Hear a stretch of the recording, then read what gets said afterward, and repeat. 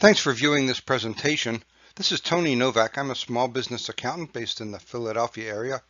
I have been working all of my career in the field of tax and compensation planning, which led into health benefits, which of course are an important part of tax-free compensation. In 1995, I established a small business called Freedom Benefits that served small businesses in all 50 states. It was a purely online business and was designed to allow small companies to offer big company type benefits. That practice essentially ceased on passage of the Affordable Care Act. I'm recording this presentation now at the end of 2016 as it appears that we are now going in the opposite direction toward repeal. If we start with the big picture, we know that employers are interested in recruiting and retaining good employees. Traditionally, that means providing health benefits. Employees want health coverage that is as close to full coverage as possible. Advisors, like me, wish to emphasize to our small business clients that an insurance policy is not a small business health plan, although unfortunately insurance industry has really dominated and lassoed the whole landscape for decades.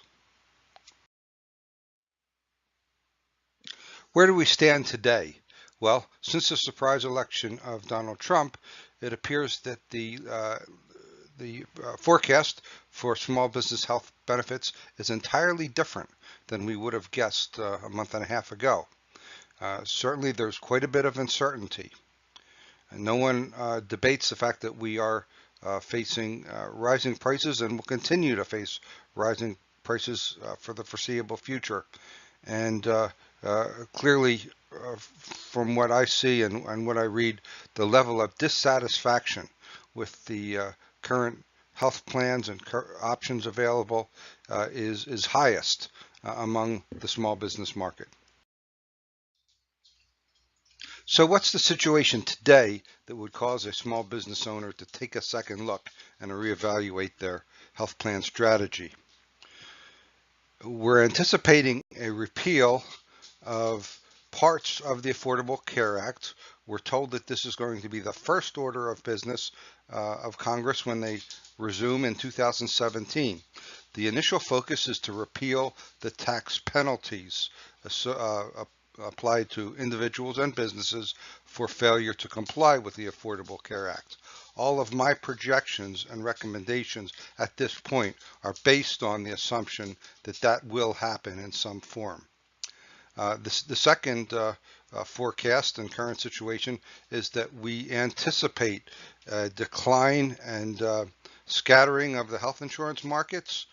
And if you don't like your health insurance carrier now, you're certainly not going to like them after they react to Congress's next step.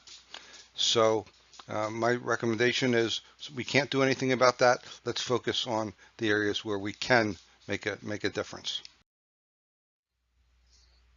So what options will be popular in the scenario we just discussed?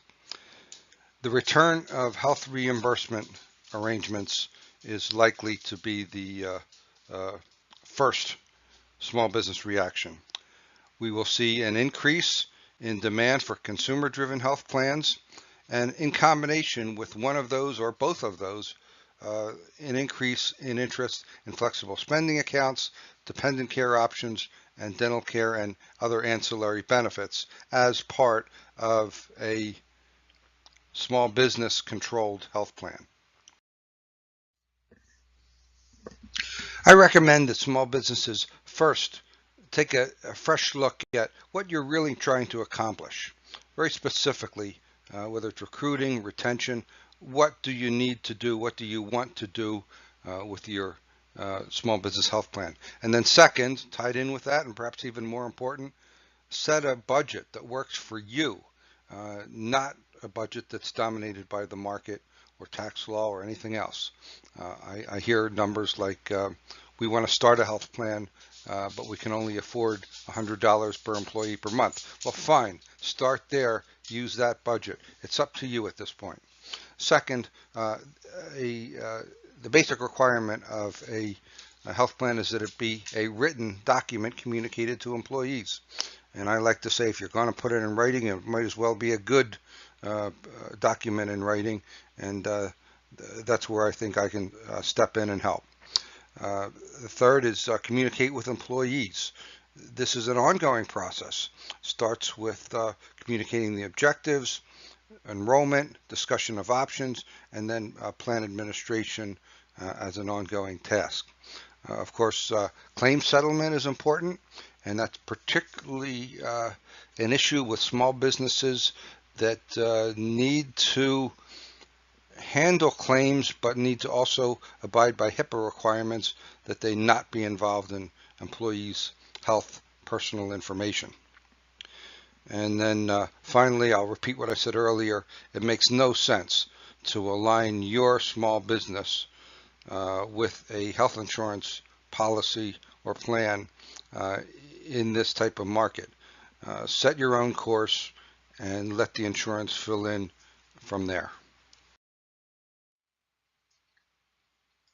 In order to relaunch the Freedom Benefits Service for 2017, I've redrafted different sample documents that can be used in a wide range of plans, and they can be further customized for each individual business situation. I'm waiving the fee for the planning, design, and setup for qualifying businesses and trying to keep it as low as possible for others.